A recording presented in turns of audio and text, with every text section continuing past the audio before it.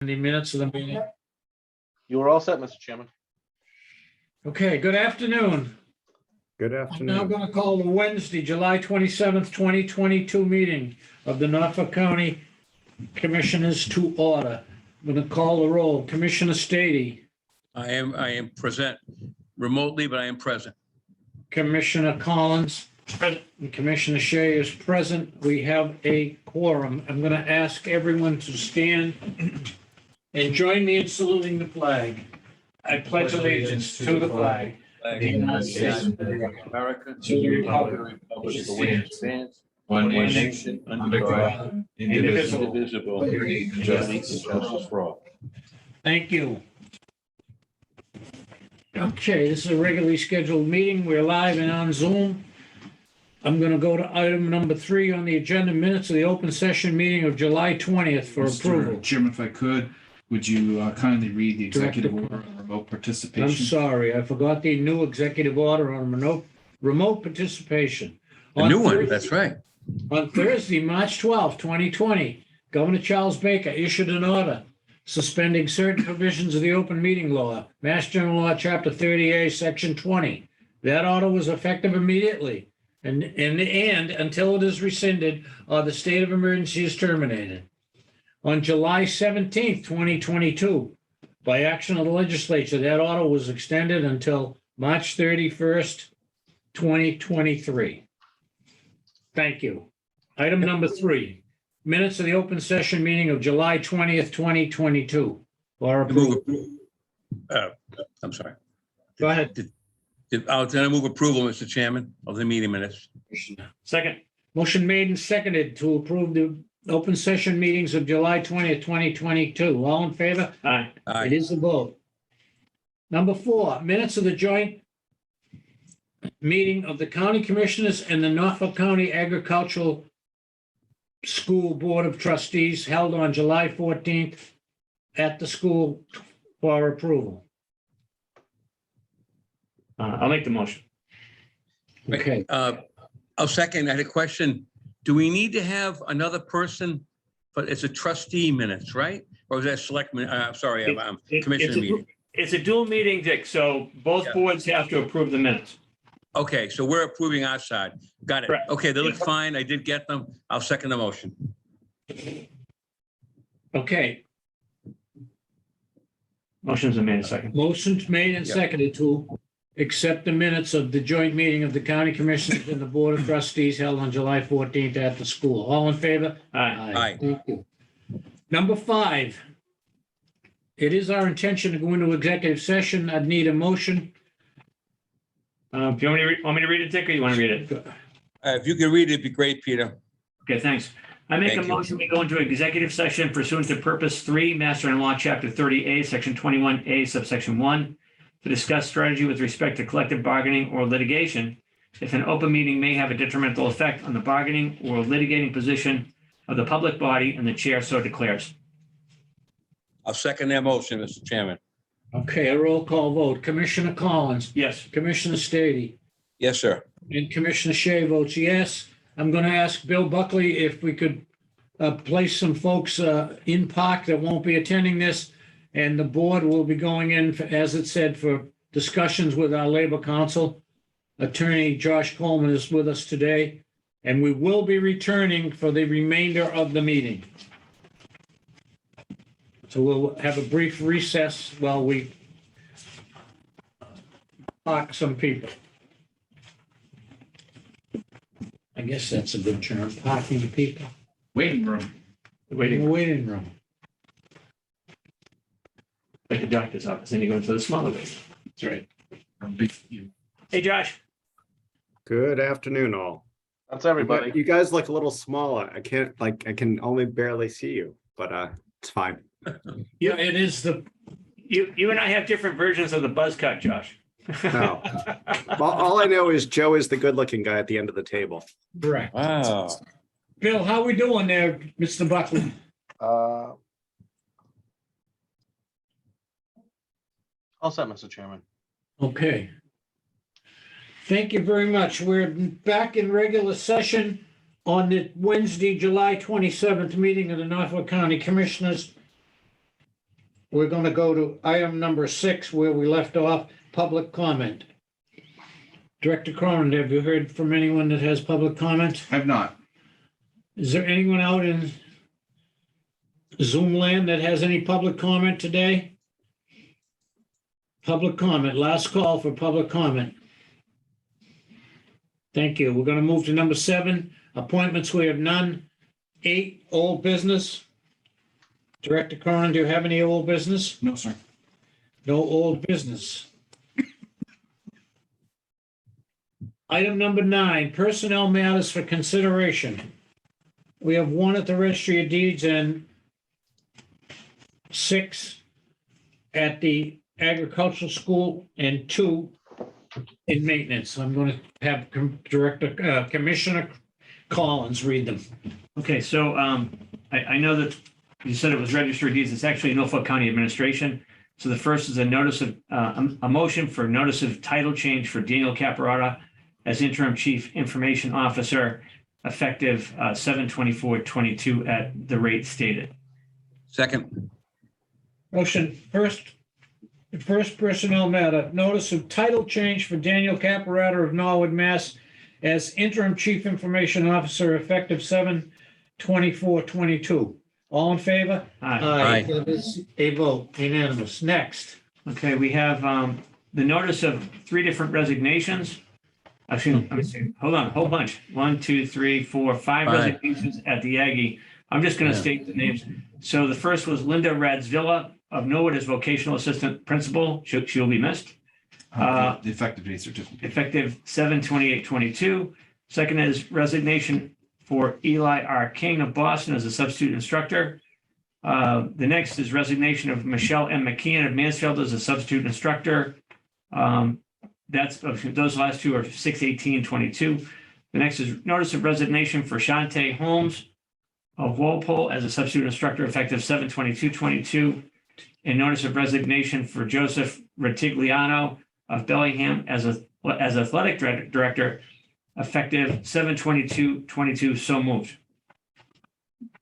Yep, second.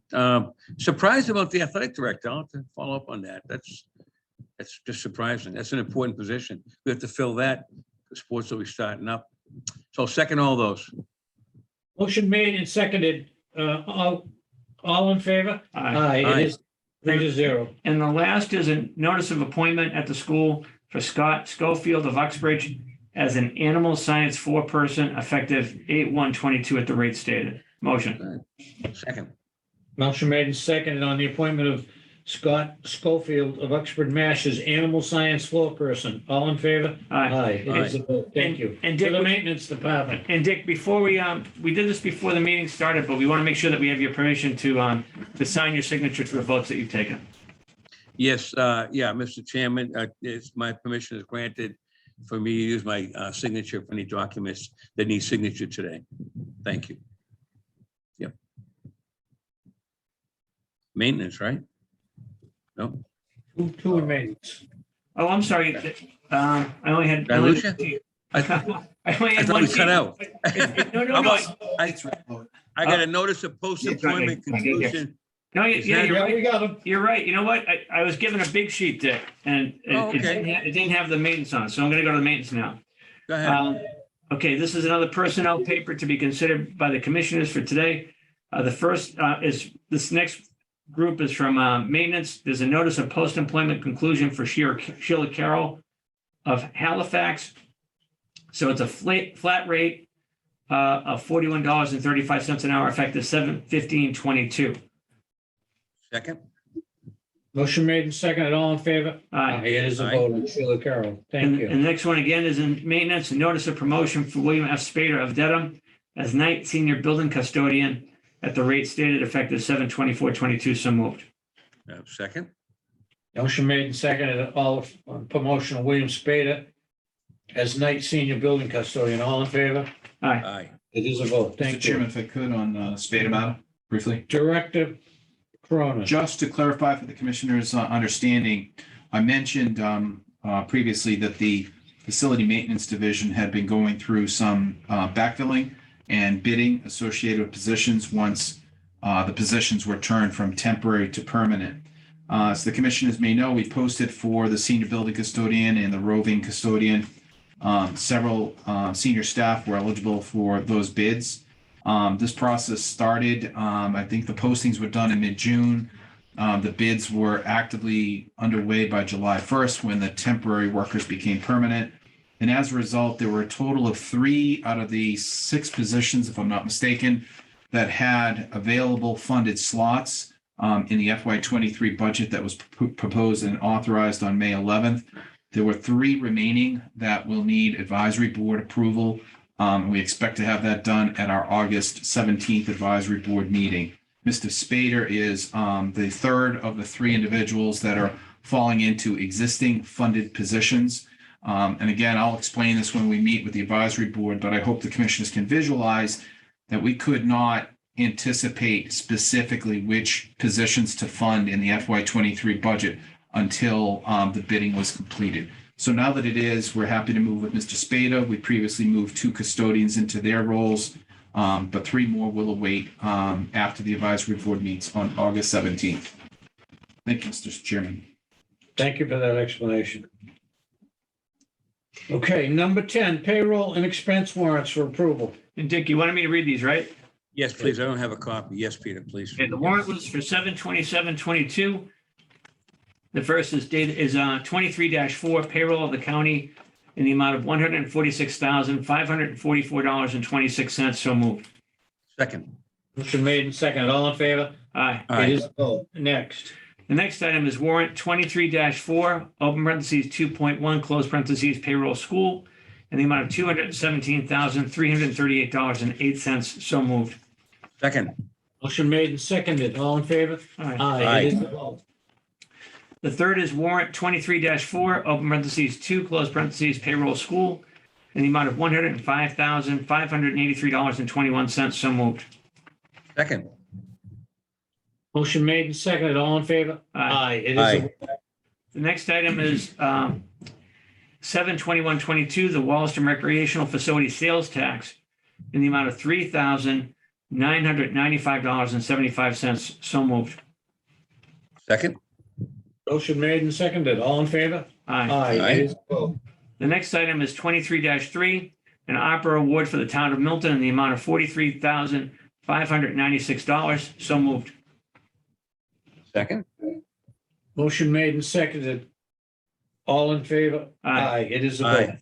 Be And the- further explained under the opera law. Yeah, be further, yeah, right. Okay, and the last one is a 7/4/23 warrant for the expense of the county in the amount of $944,966.55. So moved. Second. Motion made and seconded. All in favor? Aye. It is a vote. That concludes the payroll and expense warrants. Number 11, opera warrant for approval. Director Cronin. Thank you, Mr. Chairman. The commissioners this afternoon are asked to consider the latest award from the great town of Milton. Milton's latest award is $43,596. As I mentioned, Milton has been very active in our ARPA portal. This particular grant falls under the public health category, and it will include installation and improvements of ventilation inside the library. The town went on to describe that the building occupants are less likely to follow proper masking protocols, and so in a bid to be more comfortable and more safe, this less safe building will now be made more safe with the improvements made via this grant award. So that is all I have this week from the town of Milton. Okay, commissioners, any comments on our opera award to the town of Milton? I think this is the 3rd or 4th to Milton. It may be the 5th or 6th, actually. Maybe the They've been 5th or very, 6th. very Okay, active. well, they're Yep. very active and I can tell you. we're happy to support them. Are they going to, I'm sorry, Mr. Go Chairman, are they going to be coming in to get the check, or is that going to be, we're just doing it to vote today? There, Commissioner Stadia, Milton is undergoing the next level of transition of leadership, I believe. When Mr. Dennehy left, an acting came in, Anne Marie Fagan, if I'm not mistaken, a prior administrator. Right. There's some transition in that office, and I expect the new town administrator, town manager, to be arriving very shortly. So they were not responsive to this request, but they have appeared in the past. I think you knew Mr. Dennehy was pretty active Absolutely. in the past. No, it's fine. Okay. Congratulations to them. I was just checking, that's all. That's great. That's great. Number 12, bid openings. We have none. None. Number 13, contract awards. We have none today. Number 14, additional report on American Rescue Plan Act of 2021. Director Cronin. Thank you, Mr. Chairman. A few points very quickly. Several months ago, I think it was back in May, the county commissioners approved a procurement of several rapid test kits via the ARPA award to the county. We've drawn upon that authorization, I think 2 or 3 times to date. I've asked our procurement officer, Nancy Rockwell, to purchase another batch of kits as the ones that were distributed technically expired this week. So we'll be backfilling and making available kits again on a rolling basis to staff going forward. Once the new ones arrive, we'll distribute them out to the departments as we have in the past. This week, the county is actively engaged closing out its annual report due to the federal government on July 31st relative to our activity on the American Rescue Plan Act. This particular exercise is burdensome. It is one of the reasons and benefits we have of having Clifton Larson as our prime auditor. They have been very active preparing the data associated with the report. Assistant Director Buckley has been actively tracking down some of the communities in Norfolk County that need to complete some of the information relative to the report, and that will hopefully be done by Friday. Briefly, I wanted to show the commissioners a complementary document, and I mean complementary. It's complementary to the data you saw last week. Last week, when I spoke with you about this, you gave permission to push or make available in summary format Norfolk County's awards to the various communities to date on our website. That material has been posted. It currently resides on our website in an outward-facing manner so that individuals can go on and see from a pie chart perspective how we've distributed our funds as well as by type. This annual report, which with your permission today, I will also make available, has been prepared and reflects all of the same information, but it is a different type of content.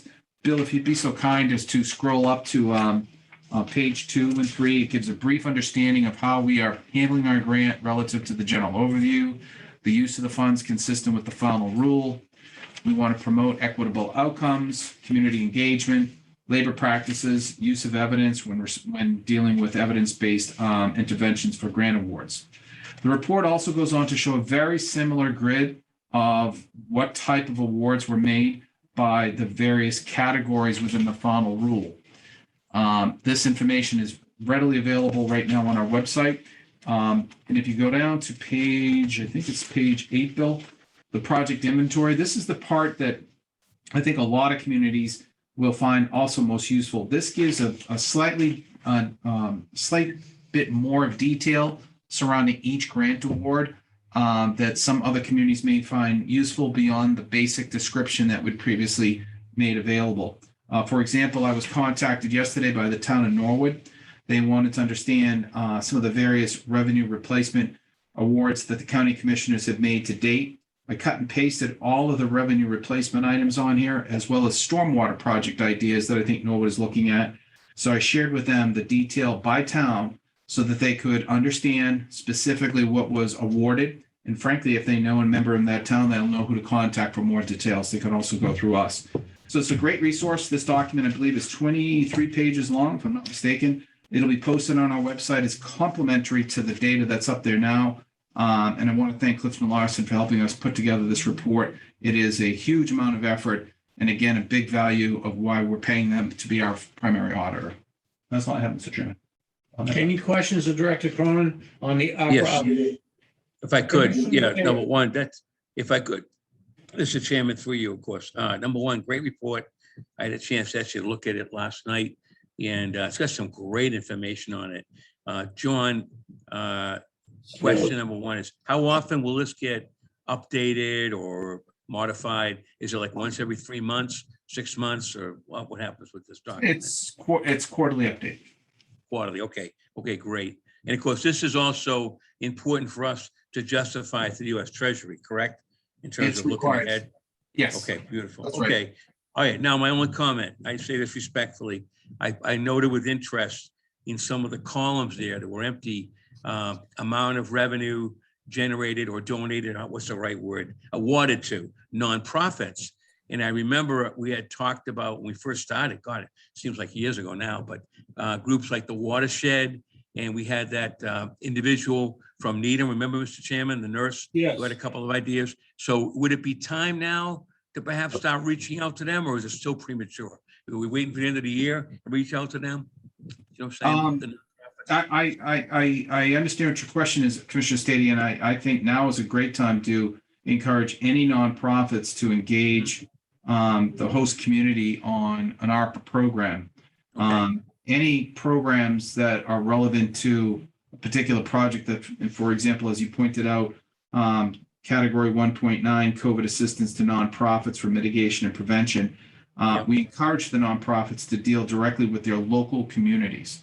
In the event that there's a programmatic interest that the commissioners want to entertain, it becomes a little bit more difficult, only because if you may recall, one of the things we did not want to do was to compete with programs or programmatic influences that may already have been or are being done in other communities.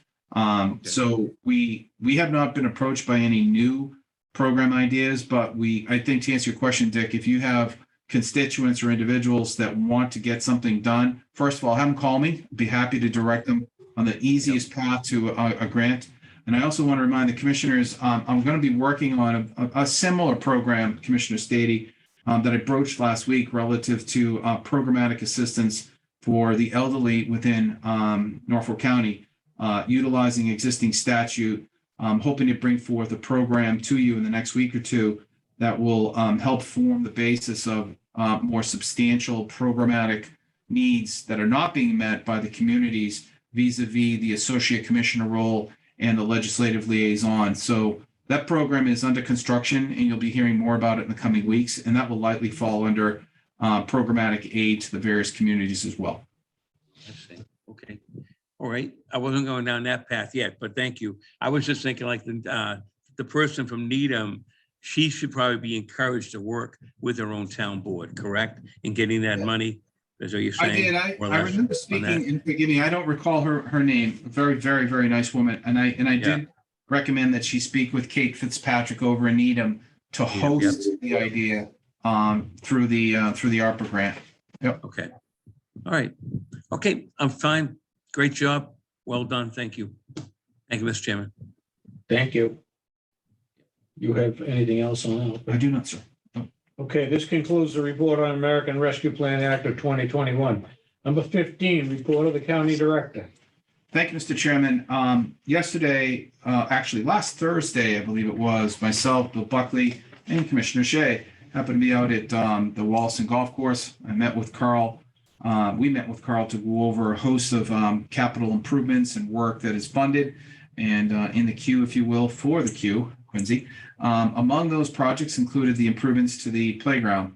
I believe you've been informed that the legislature has recently secured via an earmark from Representative Ayers, an additional $75,000 for the improvements to the Quincy playground at Wallaston Recreational Facility. We met yesterday with the vendor to go over a rendering and sort of the costs associated with the program. This afternoon, I'll just hold up for the benefit of those folks that might be on Zoom this image so you can have an idea of what the particular thing will look. No, I think that's correct. No? Hopefully you all can see that okay. Well, I think Pete, would you mind? Yeah, give it a hand to that. Sure. So Can zoom in a little bit. yeah, that's the best we might be able to show you, Dick, but All right. it's a rendering that will basically show the structures that we're planning to put in the 4,000 square foot lot that is currently at Wallaston. This particular rendering will also include a 4-foot fence, which will surround the area. So entry into the space will be via a gate on the parking lot side. There will also be generally in this area an additional shade sail, if you will, with benches for adults supervising the children to rest and watch their kids enjoy the structures. So at this point, we're pretty happy about the progress we expect to make. We're looking to have a groundbreaking for that particular project in late August. The date is still being discussed. But basically, as a result of our meeting yesterday, we have begun the process of securing the product with the vendor.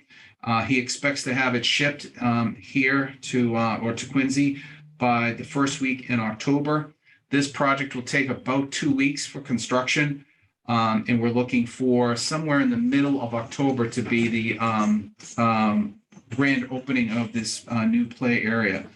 That structure has 37 different events within there, and it can accommodate 65 kids simultaneously. As I mentioned, it covers approximately 4,000 square feet of that recreational space. So we're pretty happy with the vendor who's on state contract. They've done a lot of work both in Quincy, Milton, and the surrounding area. And that project, hopefully, as I said, will come to fruition before the end of this calendar year. Anyway, John, I'm sorry. Anyway, you can Go ahead. upload that on our website, that picture, is like, it's hard to make out, but it's gotta be That's, great. that's a great question. Let me ask the vendor if he can send us an image, and we can do that. That's a great idea. Okay, thank you. Moving on. Last Thursday afternoon, Michelle Labadini held a onboarding conversation, if you will, with our vendor Collins Center to begin the employee handbook process. I'm expecting that process will take 2 to 3 months before they have a draft ready for the commissioners to review / approve. A reminder, we do have, you can pencil in the meeting on August 17th at the advisory board. As I mentioned earlier, we're looking to place no more than 2 items on this brief agenda. I believe the chairman is going to try to stress to the members and encourage remote participation to try and minimize the travel and imposition of the advisory board members during this brief but important meeting, primarily to fund the expected school contract that is hopefully going to be ratified by then. The IT transition, we are proceeding with the IT transition, as you all know, I should say. Our weekly meetings have continued. This week, Mr. Caparata is off. However, we were met with Marguerite Lee, First Assistant Register, and Mark McDonald and I discussed some updates and views ahead. The 2 most important things the commissioners should be aware of is we are moving ahead, finalizing the network, a new network administrator position. You will see this formally likely in the beginning of September as we prepare for the advisory board. We'll be looking to fund this in our FY23 budget as it is new and much needed. The other item is I just wanted to call attention to the Ripples Group report, which you all may remember was approved back in May. The Ripples Group report had, stand by, I think it was 4. Nope, there were 5 distinct key areas for improvement. I won't go through all 5 of them, but yesterday I discussed 2 that administratively I think we ought to be tackling before we hire a new chief information officer. The first is develop the current staff as more technologically savvy to support all the functions that are becoming increasingly technology dependent. To that end, we believe the network administrative position, as well as cross-training, informal training of staff associated with the work that is conducted both here and at the registry. We'll be working on those developments in the next several months. The next item, which I'm hoping to hear more about next week, involves an enhanced penetration and vulnerability testing to the core systems of the registry and county servers. A vulnerability test was performed on that registry system, the Brown Tech system, between December 21st, 2021 and February 26th, 2022. The vulnerability test proved to be favorable. They didn't detect any anomalies or difficulties.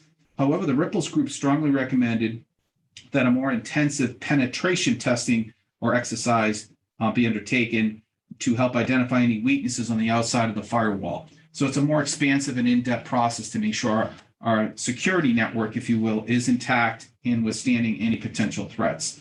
So those 2 areas, whether it's hiring or cybersecurity integrity, will be areas of focus as we proceed with filling in the gaps on our memorandum of understanding. I just want to thank the registry for their continued cooperation and assistance as we move in this direction. Change is hard, but we're trying to be very accommodating and working very well with them We also believe that Mr. Caparata's appointment today as interim will help fill a lot of the void of leadership that is needed at this time. One final item relative to the IT transition, Mr. Chairman, is we are interviewing our latest candidate for Chief Information Officer tomorrow afternoon. So I'll report back on how successful that is and whether or not the candidate will move on. So that was all on that item. Speaking of positions, we conducted an interview last Thursday for the HR specialist. I believe Michelle has one more candidate she has an interest in looking at. The one we saw Thursday was very promising. I mentioned the candidate for CIO tomorrow, and we are finalizing the fiscal specialist job description. So this is taking Jeannie McLeish's role and moving it more towards a financial specialist.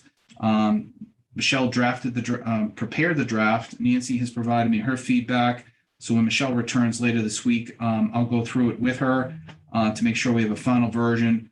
Be happy to share with the commissioners if they want to see it before we post it. My hope is that we could have candidates in here throughout the month of August and hopefully have somebody available to start by mid-September when Jeannie's buyout lapses and we can fill the position.